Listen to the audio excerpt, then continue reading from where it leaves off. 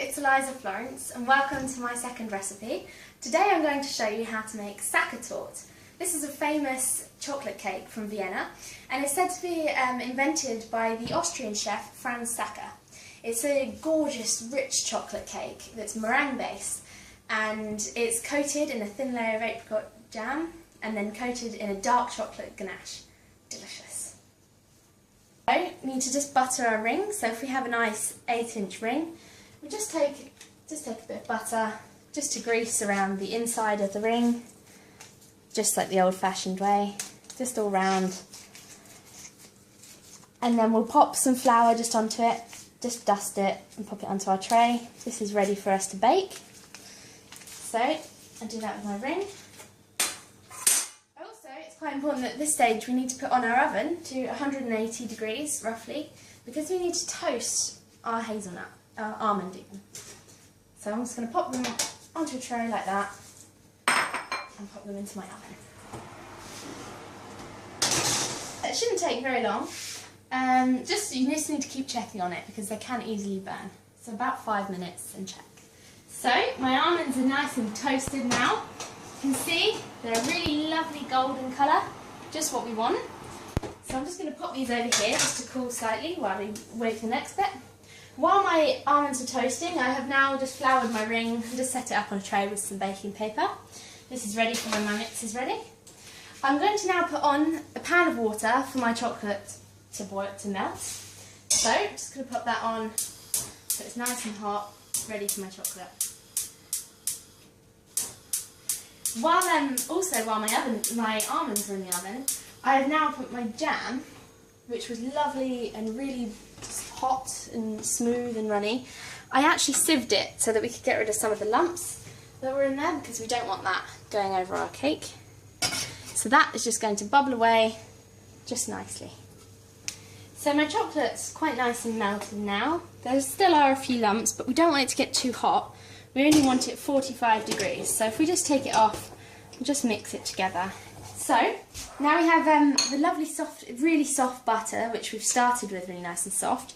I'm just going to cream that together with my sugar, just like we would for a normal cake, but we want to make sure that it's really, really nice and creamy. And put our sugar in there with that. Just going to pop it on.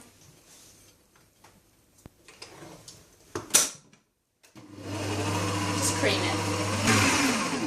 So you'll see that the butter and sugar is lovely and creamed, just really nice, lovely, soft texture.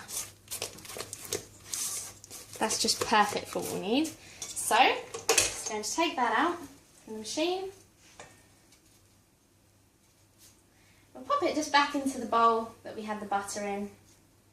And we'll just keep that to the side, ready for when we need it. Right, so the next stage is we have to make our meringue. So we're just going to make it like a normal meringue. We'll pop our whites into the mixer and we'll just start whisking those until they're nice and fluffy. When they're nice and fluffy, we'll add half of our sugar. This is our 95 of sugar. We'll add half and then we'll just mix it to combine it. When it's nice and combined, we'll add the other half of the sugar and whisk it until it's nice and shiny. So, just pop on my meringue.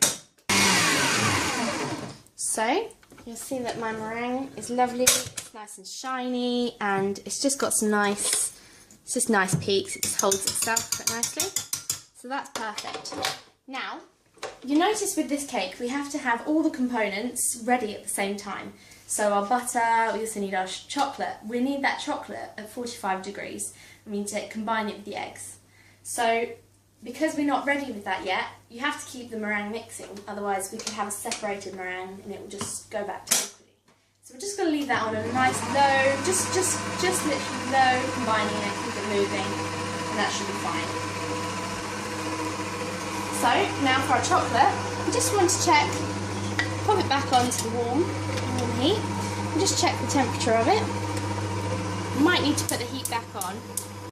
So it's important that we take it to 45 degrees. So you'll see that my chocolate's now at 45 degrees. So there we go. So we can just take this off the heat now. Perfect, it's ready. Just be careful if your dish is quite hot, you don't want to burn yourself. So now we need to combine our chocolate with our egg yolks. So just add the yolks into your chocolate. Just make sure that we get all the yolk in there. And this is where it's important to have everything ready, because you'll notice as you're mixing this, it starts to bring your chocolate a little bit stiffer. Don't worry if it looks a little bit separated. It's fine, just give it quite a good mix, just make sure it's all combined nicely. Then we need to take our lovely butter, which we've creamed together. We're going to add that in there as well. Add it all in there.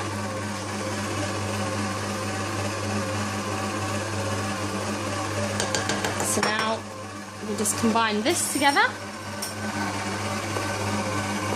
Just give that a nice beat together.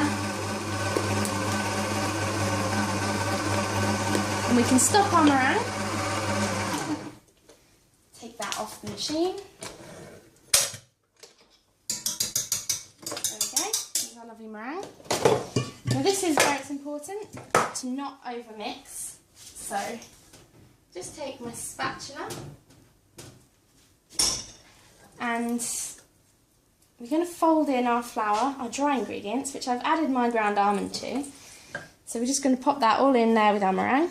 And because we don't want to overmix this, we're just going to add this, which is nice and combined, in there at the same time, just to combine it all in one go. So this is an important step at keeping air in your cake mix, because you'll notice it's quite a nice light cake. So then we just want to bring it all together. Just shake as you bring it up, just to separate some of the little lumps of flour. Just bring it all in. Might take a little bit just to bring it all together, but it will all eventually go. So you'll see that my mix is nice, just nice and combined now. We don't want to mix it any more than this because it is quite nice and springy, but it is losing air. So this mix actually makes 2 rings, so I have 2 rings here prepared. We just pour in into this ring half of the mix, and then we pour the other half in. So that's this half, just spread it just to the edges a little bit, and then just use the remainder of your mix in the other ring. There we go. Let's go into the oven.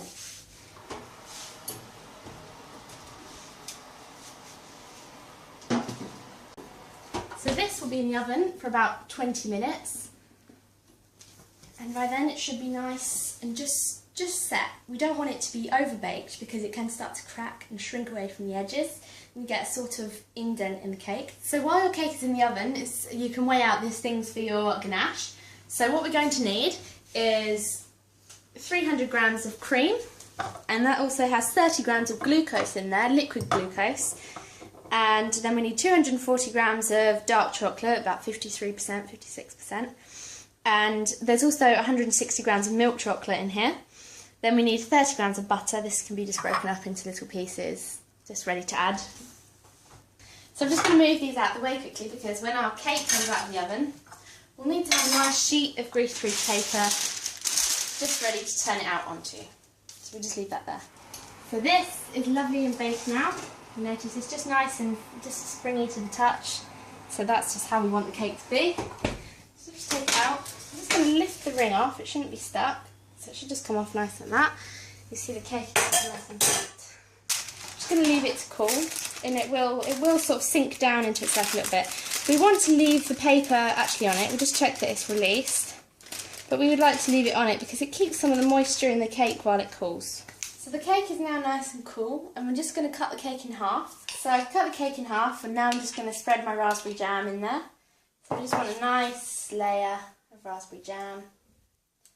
Just spreading it all about. Just want the jam to be quite nice and soft, so if you just mix it about in the pot before you spread it, it should be nice. It won't tear up your cake. So there we go. Just take rid of any off the sides there. There we go. So I'm just going to flip the top back onto the cake now. So we just pop it just onto there. And now we want to put our apricot jam back onto the heat so that it's warming through, because we now need to bring this to the boil. So we just pop it on sort of a medium heat, just check on it, make sure that it doesn't burn. So my apricot jam's on, it's really nice and hot now, it's just about to boil, and that's exactly what we need. We're going to be pouring it over our cake, and it's sort of like a Jaffa cake kind of idea. So now it's boiling, really nice and hot. It's a really lovely, liquidy, you know, really hot, lovely. So just give that another moment. I've also just transferred my cake to a wire rack so that it's just ready for it to just drip off nicely. So here we go, here's my apricot jam, really nice and hot and boiling. So what I'm going to do is I'm just going to pour it straight over the cake, just pouring it on, just like that, just perfect. And you see it's running over the edges, we just want to just help it, just coax it over the edge. Just spread so that it's all nice and covered. And you'll notice that it sets quite quickly. So I've scraped the leftover apricot jam that came out underneath my cake, and I've just put that back into my pan, and I'll use it to cover my second cake. And now I'm going to leave this for 5 minutes just to set. So while this is setting, we can actually make our ganache to cover. So my cream is on heat, just nice and low. We just want to turn that up a little bit. And we're just making a basic ganache, and we're pouring it over our chocolate. So we need our chocolate and our butter ready. So my cream's now boiling, and it's just ready to pour over my chocolate. You can turn the heat off and just pour it straight onto your chocolate. Just all in, make sure you get all the bits of cream. And then we're going to combine it nicely, make sure it's all mixed in together. So we just mix it round, making sure that there's no chocolate stuck to the bottom. And it should create a nice smooth and velvety ganache. And then the next stage, we'll add the butter while it's still nice and hot so that it can all melt in. Just combine it all. So you notice all the chocolate's melted, the cream is mixed in, and it's a lovely smooth ganache. So now we add the butter, just scrape it all in. And just combine that. Should melt nicely. The butter really sort of helps it to have a really lovely shine, and it just makes it nice and smooth. So it really helps us for the look we're going for on the cake. So there we go, our lovely ganache is all ready. So while it's still nice and warm and runny, we want to pour it straight over our cake. You notice my apricot jam has got a nice set skin on it. So we're ready. I'm not going to pour all of it on because I do have 2 cakes to cover. So we just pour most of it. And just make sure that we get to the edges. There we go.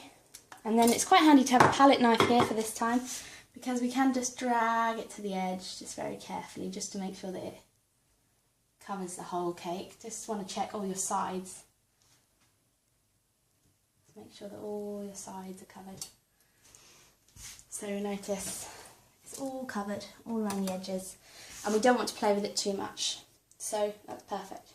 So once you've covered your cake, you can leave it to cool. If you have enough time, you can leave it out just at room temperature to set. But if you would like your cake done a bit quicker, you can put it into the fridge and just leave it just enough to set. We don't want to leave it overnight or anything though, because you will get condensation on it. So now what we're going to do, mine has actually set now. So we're going to pipe on the cake now. So I've just made a piping bag and just put some of my spare ganache in there. We're just going to cut quite a nice big hole in it, just, you know, so that it's got a nice big hole for it. And then to make it easier for piping on the cake, we can mark out our quarters. So if we just make a small dot for halfway, and then the quarters, and then we go in the halves again, in between the dots, like that, just around the edge of the cake. And now, because it's a Sacher Torte, we want to do the traditional S, so just between 2 of the dots, just draw an S. And then we want to do a backwards S between the next one, so like that, and then just alternate between drawing an S and drawing a backwards S. Ready for the next bit. So now I've just made a second bag, and we're just going to cut a little bit of a smaller hole. Not too small, still quite a nice size. And then we're just going to take cake, and we're going to write Sacher, because on a traditional Sacher you have to write the word Sacher. So I'm just going to pipe, just draw a nice S. And I usually like to do the rest in lowercase script.